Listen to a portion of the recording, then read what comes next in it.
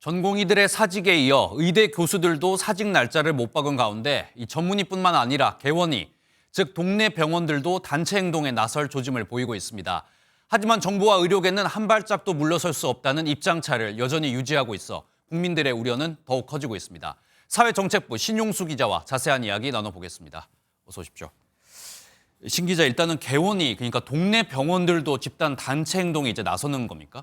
네, 그렇습니다. 어제 대한개원의협의회 학술대회에서 관련 이야기가 나왔는데요.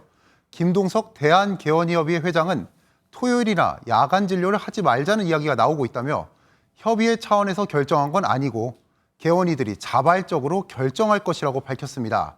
특히 이번 주 진행되는 대한의사협회 회장 선거가 분수령이 될 것으로 보이는데요. 후보 5명 중 4명이 의대 증원 반대파인데다 회장 선출이 구심점으로 작용할 수 있다는 점에서 향후 의협 차원의 단체 행동 가능성도 배제할 수 없는 상황입니다.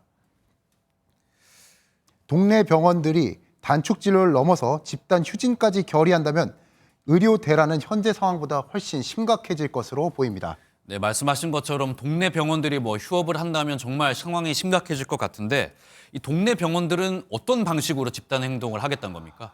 네, 이른바 준법 투쟁이라는 방식인데요.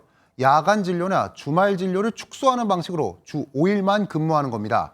현행 근로기준법은 법정 근로시간이 하루 8시간, 일주일에 40시간을 초과할 수 없도록 규정돼 있죠. 이걸 지키겠다는 건데요.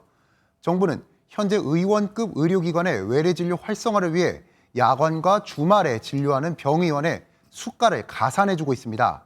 하지만 일부 개원의들 사이에서는 이번 사태로 많은 의사들이 분노하고 있다.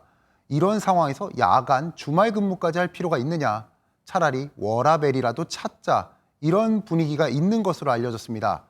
그럼에도 일각에서는 개원의들은 자영업자인데 스스로에게 근로기준법을 적용하는 게 맞는 거냐고 의문을 제기하는 시각도 있었습니다.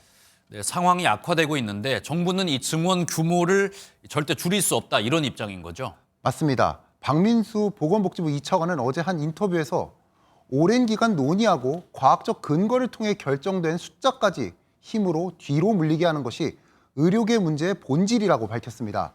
또 교수들의 사직 움직임에 대해 국민에 대한 대단한 겁박이라며 집단 행동으로 의사가 한 명도 남지 않으면 전세기를 내서라도 환자를 치료하겠다고 말했습니다.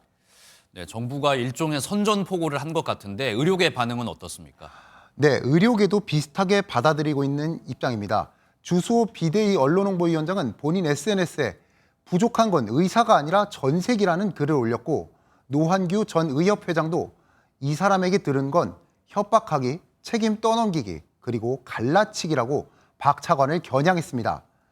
이면택 대한소아청소년과 의사회 회장도 한 명은 있겠지, 참의사 김윤이라고 말하며 의대 증원 찬성파인 김윤 서울대 의대 교수 이름을 거론하며 날을 세웠습니다.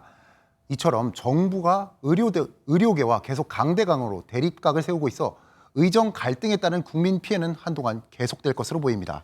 네, 오늘 말씀 여기까지 듣겠습니다. 지금까지 사회정책부 신용수 기자였습니다.